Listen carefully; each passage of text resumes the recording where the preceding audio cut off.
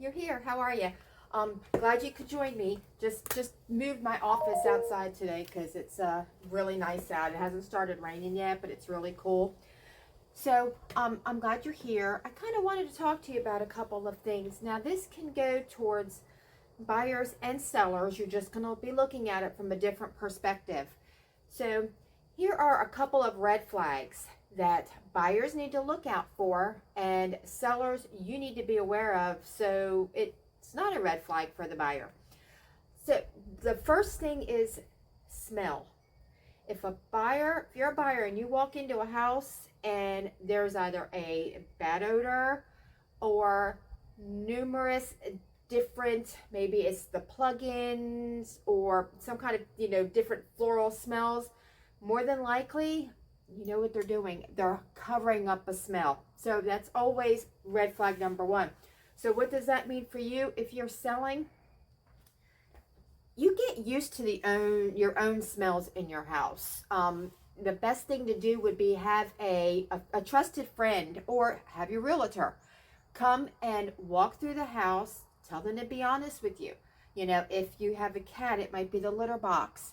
It might be cooking, like maybe it was something that you had cooked the night before and it just left, like lots of times if you were to cook like fish in the house or something, that will leave a smell in the house. So those things that you really need to look out for. Keep an eye out that you don't have those smells.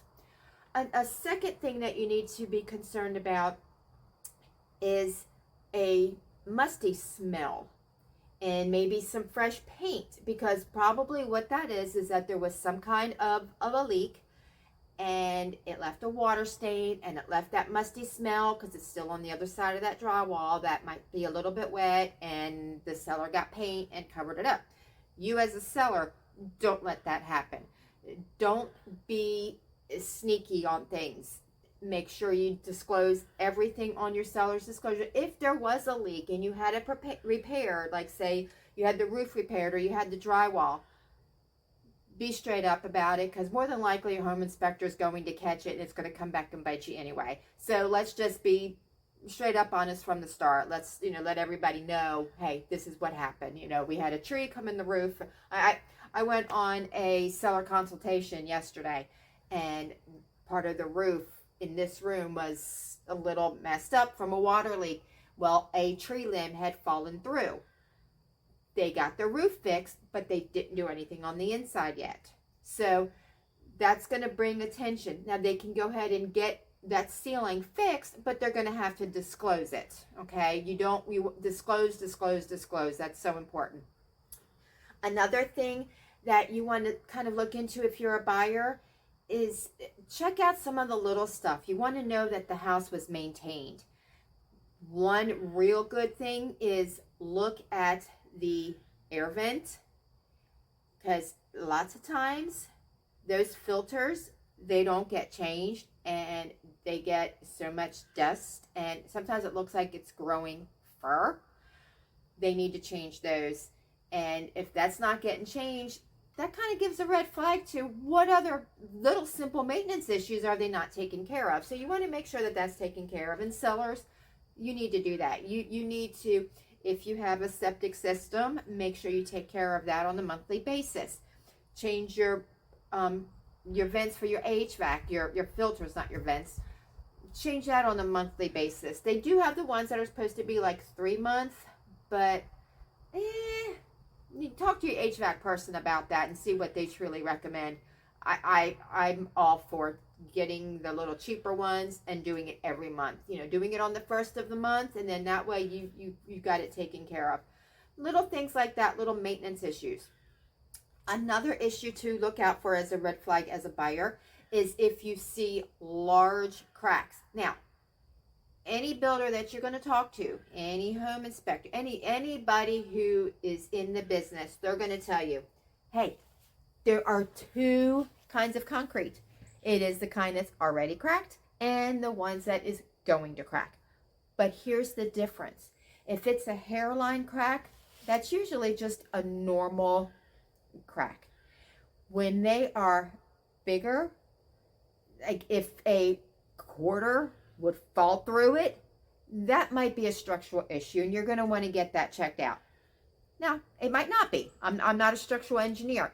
These are just little signs that through the years I have been taught through classes, through home inspections, home warranty companies. These are little things that they tell you. So if you have big cracks, now if it's on your sidewalk, that's not a structural issue to the home.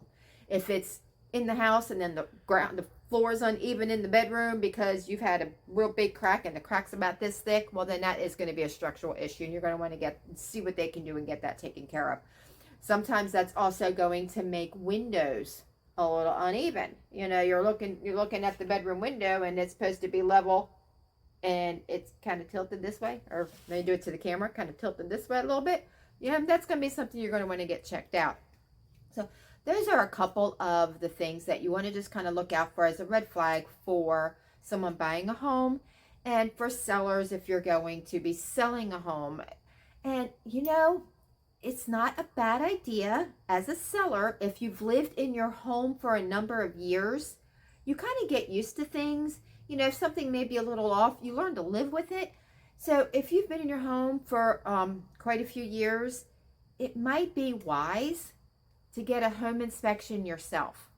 Then that way you know ahead of time what minor issues might need to be taken care of. Get them taken care of before the house goes on the market, and then you don't have to worry about a buyer getting their home inspector and seeing it and thinking that there's a big problem.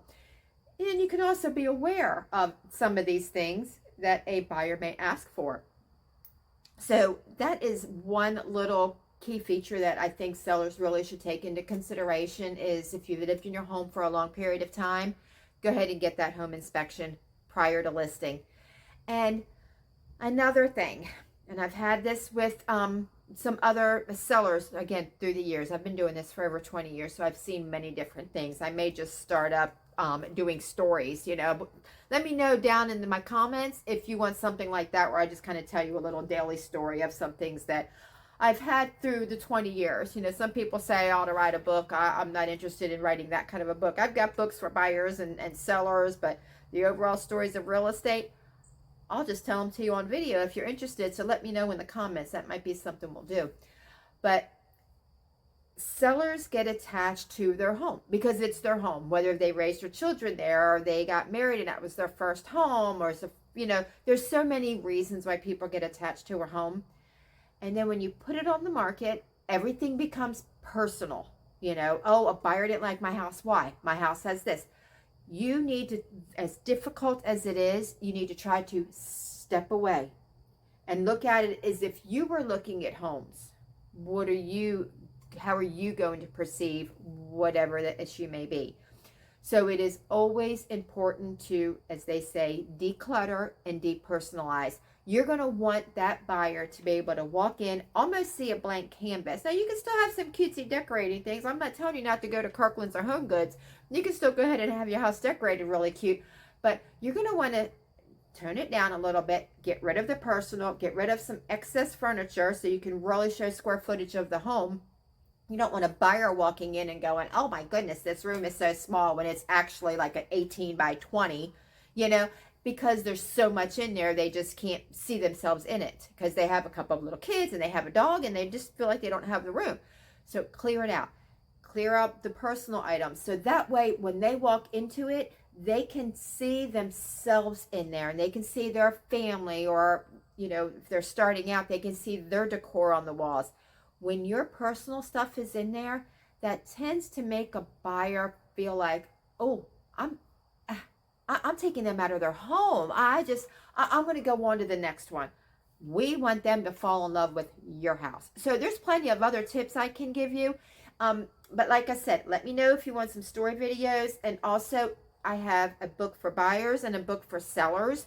So if you would be interested in digital copies or even hard copies of either one of those books, write down in the comments buyer and I'll get you a buyer book, or seller and I'll get you a seller book. And if you want to hear stories in the videos, put stories. I want feedback from y'all. Tell me what you like. So thanks for taking the time. I guess I'm going to, what I do with my computer here, I think I'm sitting on it. I'm going to go ahead and get back to work and run some more comps, but it was great talking with you. Thanks, and I'll see you on the next video.